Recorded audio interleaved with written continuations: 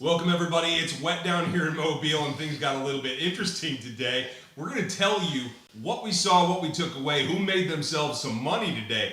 This is Locked On NFL Draft. This is Eric Crocker. I'm Ryan Tracy. This is the crew. We hope you guys are here. We are a daily podcast, and this is just a bonus for you. Tell us what you got from this day and what we won't see tomorrow as the team moves indoors. Let's go around the room, starting over here. Who are you? Carson. Sanders, officially. Lauren Cox, Locked On Bears. Eric Crocker, Locked On 49ers, and of course, Locked On NFL Draft. As am I, and Chiefs too. Tony Wiggins, Locked On Jaguars, Duval County, stand up, get a coach. And Locked On NFL on Wednesdays with James Rapine. Brandon Olsen from Locked On Gators. Louis DiBiase of Locked On Eagles. John Hickman of Locked On Texans, and get a coach. and an OC, and a linebacker coach. AFC South and Shambles. Just get it all. So it was a tough day out there. A lot of people had some issues. We all got soaked. I certainly did. A lot of takeaways. So let's start, Croc. What was the guy that stood out to you off the top? Jermaine Johnson. I think he stood out for a lot of people. You go on Twitter, they're raving about him, and he didn't just stand out today, he stood out yesterday as well. And we want to talk about guys who made themselves some money. I think a lot of things that he showed today really kind of put into perspective, like, man, maybe this isn't a guy that has a day one grade. I know after the practice, I talked to my guy, Boye Mafe, out of Minnesota. He had a terrific day as well, but he was like, most of the guys that were there, they don't really have first-round grades. I think Jermaine Johnson probably catapulted himself at least into the conversation of being either at some point a day one pick, definitely an early day two guy. Chiefs at 39 or at 30 sounds pretty good to me. It's interesting that you said that because I think he's a better player right now than Jalen Phillips was last year. I think Phillips went like 18th or something like that. Yeah. So it's real funny how drafts work because you got all of these guys that are projected to be legitimate edge rushers. I thought a guy that did well was my hometown guy, Myjai Sanders. When I saw his body yesterday, he didn't look like his lower half was. I got skinny legs too, but he's not skinny. He just didn't look as big as the other players. But today you had a chance to see what makes him special, and what actually makes him special is his ability to come off with speed and then not give up on the play. A lot of times guys get hit with that. When that first move doesn't work, then they get stonewalled. He kept fighting through some stuff, and you can tell he's been well coached. So I think he's a guy who legitimately is a top 40 guy. And one more thing to add about him too, as I was talking to my guy Io, he's a defensive line guy. He did note that, he is slim, but he said he has a big frame. So he said there's room for him to kind of build out his body and not take away from his ability. Yep. I think, too, you look at a player that yesterday was probably the best receiver for the entire day is FCS North Dakota State wide receiver Christian Watson. I did think he probably made the best catch of the day in one-on-ones against Kobe Bryant, a Cincinnati corner that also stood out. He went up the high point of the football along the left sidelines. I thought the throw was actually late. Watson had him beat by a lot. Probably could have led him. Carson Strong could have.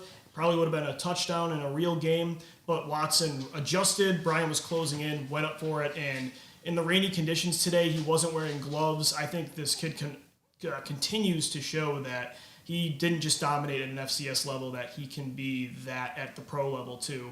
6'4", explosive, creates separation consistently.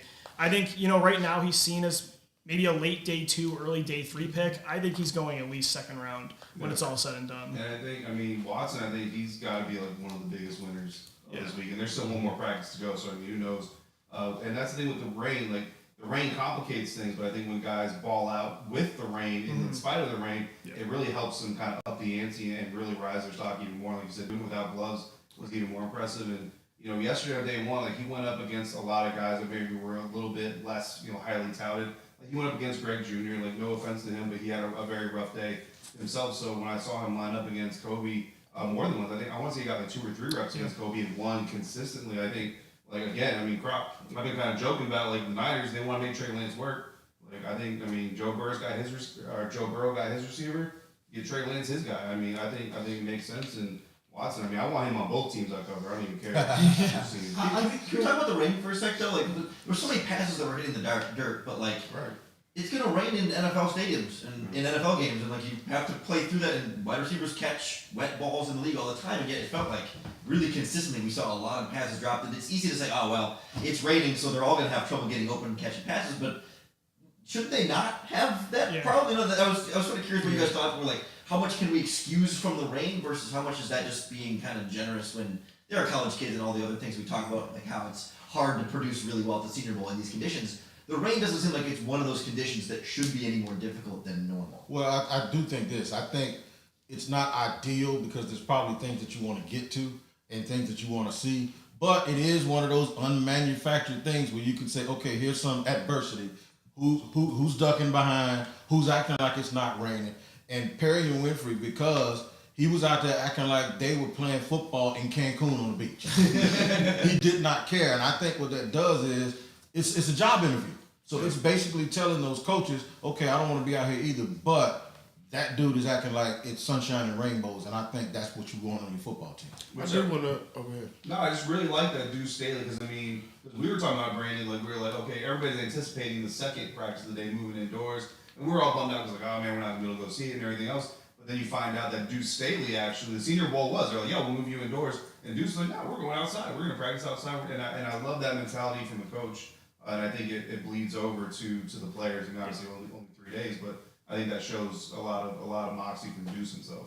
I want to go back to the wide receiver group, and Bo Melton was a guy for me that whenever you stand out, I just have to look your way. And what he was able to do very well was win at the line of scrimmage. At times when they tried to get a hand on him, they wasn't even close. Very quick relief, maybe the quickest release off the line with his footwork, and was able to beat corners really quickly. And his speed at the top end was just able to blow past him. So 5'11", you guys mentioned Christian Watkins, a big receiver. He made up some money, but I think at 5'11", compared to all of the other guys out there, I think he boosted his stock as well. I did want to touch on one more thing about Christian Watson. At North Dakota State, he was able to just run vertically by guys at the FCS level. And that was one thing I want to see. How did that carry over to playing against more, better talent, bigger time guys like a Kobe Bryant? And I thought yesterday, we didn't really see that. He won underneath, which is terrific. See a guy that's 6'4", 211 pounds, be able to win with separation underneath, awesome. Be able to win with strength, awesome. But I want to see you showcase that speed to be able to run by guys at this level. And I thought today that was a chance for him to put that on display, and he did. He ran by several defensive backs. Unfortunately for him, whether it was because of the weather or whatever was going on with the quarterbacks here, the balls were severely underthrown. Mm-hmm. And that kind of stopped him from having maybe like a demonstrative performance out there. So I thought Christian Watson, he did a lot of really good things that at least I want to see, that I was curious to see if he could do at this level. I love the fact that sometimes I've been guilty of it in the past. We look through the lens and from this perspective of, okay, if we're watching receivers, let's find the next Jamar Chase, or let's find the next Deontay up in Pittsburgh. You know what? Think about Gabriel Davis in Buffalo. Who's 15 for San Francisco? Right? Jawan right. James. So Kansas City, winning teams pick people too, right? So Kansas City in here looking for what's his face? 10, Tyreek. Yeah. They're here looking for T. Higgins to go on the opposite side of Tyreek. So some of these receivers we mentioned, you're not gonna be picked at the top, but you can still be a very, very good player for a good team. You can be the number 3 for a good team. Jake Lisco, Locked on Bengals, is in the chat.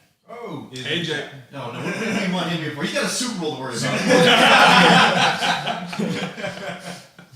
One of the guys stood out to me, Alec Pierce. I thought he throttled down when he needed to. I thought he kept himself in control. Showed a lot of out of control in those conditions today. But he's School position? Cincinnati wide receiver, sorry. Appreciate that. But all these guys had one thing in common. We can talk about the tight ends later. They all had quarterback play that I felt was kind of up and down. Do you guys have anybody that stood out to you in a positive or negative way? Among the tight ends? No, among quarterbacks. Among the quarterbacks. Malik Willis. I know I criticized Malik's inconsistencies a little bit, and Crocker made a good point about being able to kind of teach some of those things. And I wanted to see improved performance from him from an accuracy standpoint, also a decision making standpoint. I think he really showed out. And I mean, even it's always a little bit, I don't know want to say disappointing, but like in a practice setting when you're not getting hit anywhere, when you see a guy kind of tuck the ball and run. But there's a difference between tucking the ball and running because you just waited too long. Now you don't have any options. And tucking the ball around because that's the right play for that moment. And he had one run where he took off, and I mean, you just look at the field, and you're like, man, that is the perfect decision for a quarterback with Malik Willis's skill set. But then he also stood back there and delivered the ball in moments where it made sense for him to do that. So I think today was a much better performance than day one. And with the rain, I mean, it answered a lot of questions. I think he clearly looks like the best quarterback so far of this class, and it's a class that, outside of Matt Corral, everybody's down here in Mobile because no one is seen as the clear consensus QB1.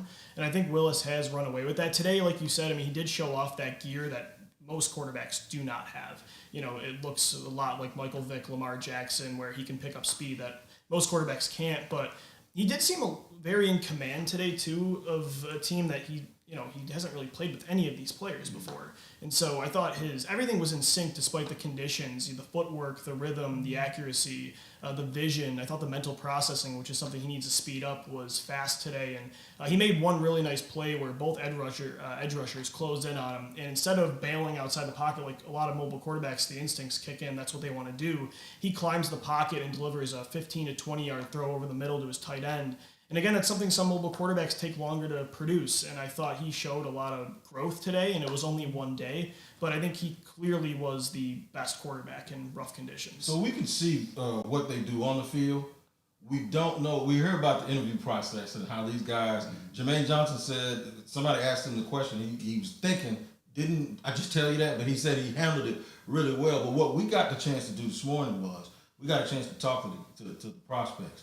And in 17 years of covering guys and being in locker rooms, I have never been moved like I was when I talked to Damian Pearson. I'm going to play that on Locked On Jaguars tomorrow. Let me tell you something, brother. If it comes down to the way this kid talks and the attitude that he has and the things that he talks about that moves him as a player, move him up to day one or day two for me, because I asked him about the lack of carries at the University of Florida. And he said, I love my school. I love my position group. We all were there together, and you can compete against the opponent without having competition in your own room and creating envy and jealousy. And the byproduct of that is he doesn't have a lot of tread on his tires, but it's the way he talks and the way he speaks. I think every coach and GM would want a guy like that on their team. Yeah, I asked him a question this morning. I was like, man, you got a knack to find the end zone. What's the secret to that? And he immediately, I can't give you all that, man. That's the part. I can't give you the sauce. I can't give you the sauce. But, I mean, he backdoored and said, that's just my very first carry playing football was 66 yards long.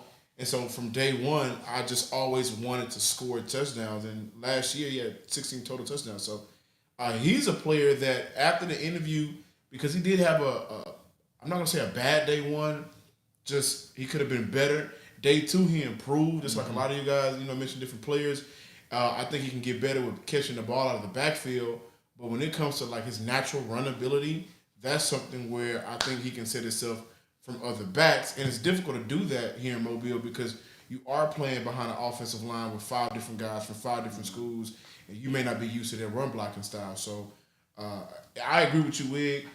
From this morning to practice, he's a player that stood out, and if he can talk it like he walks it, he'll be a day one, day two guy. I don't know if anybody saw, but at the end of the practice too, he had an awesome rep in the one-on-ones. The pass protection was the energy was great right after that. That's the thing about today too with the rain. Like the energy really picked up, especially in the trench battles. Jermaine Johnson really carried that energy, and so it definitely Pierce had some impressive reps in pass pro today. Yeah, I mean that's the thing. I've been talking about. We talked about him yesterday. And I was like, Tony yesterday mentioned poor pass protection is like a quick way to get off the field. I'd say Dameon Pierce, you're not going to have that problem with. Not a fumbler, great pass protector. He does all the things like well. And I mean, to answer your question about his carries and him not getting his knack to find the end zone, because that's the only way that dumb coach would place him. He used to say, "We got the one. All right, give it to Dameon. He'll get it."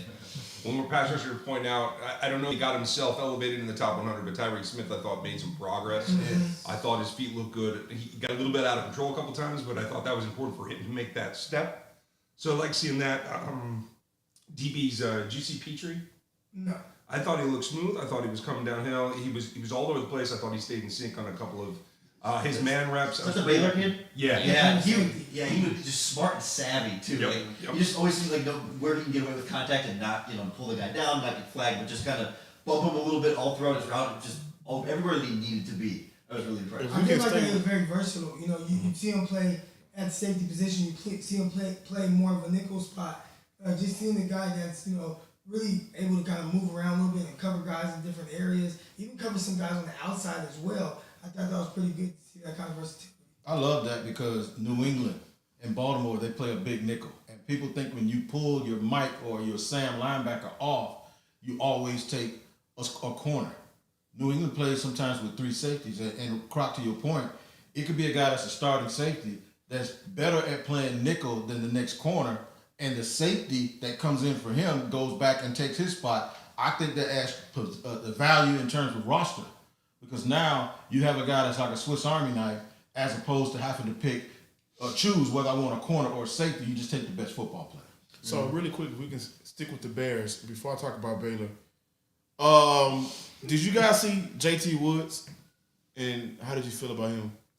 Out of I know Baylor? he's a playmaker at Baylor. I haven't focused on him yet through the first 2 days of practice, but you know, I mean, he's a longer, lengthier type guy who, you know, was able to fly around and make plays. But was there something specific you saw? I just like his athleticism, man. It was a couple of passes that went his way, and his length, his height, and his ability to jump was a little bit difficult for receivers to make plays. I think that he could trust himself more with his speed. That's what he talked about this morning. There was times where I think he didn't trust his instincts and bail out quicker than he should have. But his athleticism is what stood out the most to me. What's interesting about Petrie, though, is I asked Tariq Castro Fields is more DB out of Penn State.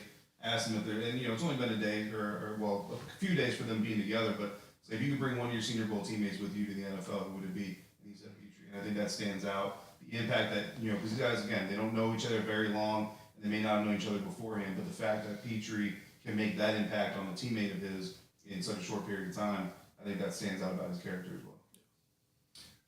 Position we never talk about. We didn't talk about it last night, and I don't hear enough static about it, is the linebackers. I thought David Clark looked good coming downhill today. I thought him making an adjustment to take on that Mike role a little bit more with that staff. I thought that was important. Chet Moon still moves really well. We saw a couple of other sparks. Tyndall from Georgia had a couple of reps that I saw that I liked. Anybody else stand out to you guys in the linebacker crew? I think most of us were watching the trenches of the DBs. That's the problem. Who was the linebacker that was going up against the Florida running back that got embarrassed at the end there? That's what I was trying to pull up quick.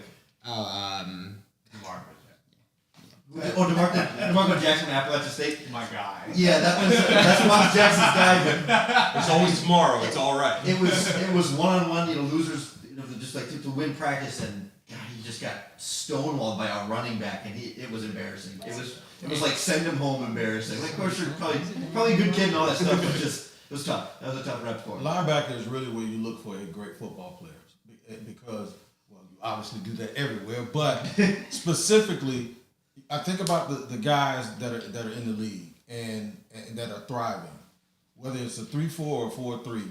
I had a debate with a guy the other day, and he wanted to talk about alignment. I said there's some guys that transcend alignment; they're just football players. Fred Warner played a lot of strong safety in college, and you kind of wondered, okay, where does he fit? I don't care where he fits. He runs and he hits. Put him on the field and figure it out. And that's what they do. They keep they use the front to allow him to just float the ball. Chad Muma is sort of similar to that too, because I look at his body style and I'm going, what is he? What is he? Right. Tyndall is the same thing. Is he a Mike? Is he a Will? Sam linebacker, a lot of 4.25 runs, 65% nickel. Is not a lot of those guys still, unless you're in the 3-4. He can overhang rush though too. Right. So. If you remember, in the championship game, he made a bad play that almost resulted in an Alabama touchdown on a short crossing route, and Nakobe Dean immediately got on it. And to show what his mental capacity is, the very next play, he chased and sacked the quarterback and knocked him out of the ring so they couldn't have a chance to kick a field goal. So that means he overcame his mistake and he overcame his teammate getting in his face, and that shows the mental toughness that you have to have in the NFL. Absolutely. We got a question. I think it's good from Gio. Thank you. One guy. Everybody take your best. Who's the best athlete on the field today? Dave? I don't know best athlete, but the one that stood up to me was the Memphis wide receiver, Calvin Austin. I mean, dude, I didn't realize he was only 5'7". Like, he looked a little bit bigger than that. I think 5'7" and 3/8", but like, he just has this control over his speed where he can just start and stop in instant and wins vertically, wins underneath it. He's not just the short slot who's just going to be the underneath guy. Like, he was taking the top off and, cracking deep balls really well, stacking cornerbacks behind him, and yet still really explosive in and out of his breaks and off the line of scrimmage. Just, he looked like a really well-rounded wide receiver who happened to be 5'7", just super quick. Yeah, I mean, my favorite guy the whole week is Christian Watson. And I mean, I don't know if I would call him the most athletic. I don't think he's going to win as easily in like short area, and like you're not going to see him doing a whole lot of misdirection within 5 yards of the line of scrimmage. But he's just my favorite dude this week. Someone that actually, I mean, Locked On NFL Draft Podcast is where I first started really hearing about him, and I came to Mobile. I started watching him, and I just immediately fell in love with everything he's done. And for me, like, he hasn't had a bad rep this week, and I just think that that's impressive by itself. Another guy that hasn't had a bad rep, and I think he's been the best player so far, has been Zion Johnson. I mean, play guard, he's been taking snaps at center, and he hasn't looked like he's lost a step. And I have not seen him lose a one-on-one. And one thing I like about him the most, and this is just me playing lineman, is how quickly he gets to that second level. I talked about him yesterday. Yeah. So for day 2, for him to come out when everybody else is getting better, and he also got better, I can't change who I think is the best player so far this week. It's still him to me. And he was doing extra work after practice. He was. Yeah. I also like the tight end from Iowa State, Charlie Kohler. Yep. So yesterday he stood out to me, but today he didn't lose any one-on-ones when it came to blocking. Once he got his hands on you and good hand placement that he has, he was in the stand. So made some great catches, found zones for his quarterbacks. He stood out the most to me as well. I don't want to be biased because I came in thinking Jermaine Johnson was that, so he is that. So I'll go with the guy that I wanted to really take a peek at, and that's Perrion Winfrey from Oklahoma. Former JUCO guy. I just was wondering what position he plays because he's like 6'4", 297, and it's like, is he a 3 technique? Can he 5 technique? And once again, it just doesn't matter. He's just going to be a dude that's disruptive and can get to the quarterback. And now we're sitting here talking about the big game matchup in 10 days. Everyone is saying the key is, can the Bengals block the guys that penetrate, especially up the middle? Because Burrow can get away from the guys on the outside.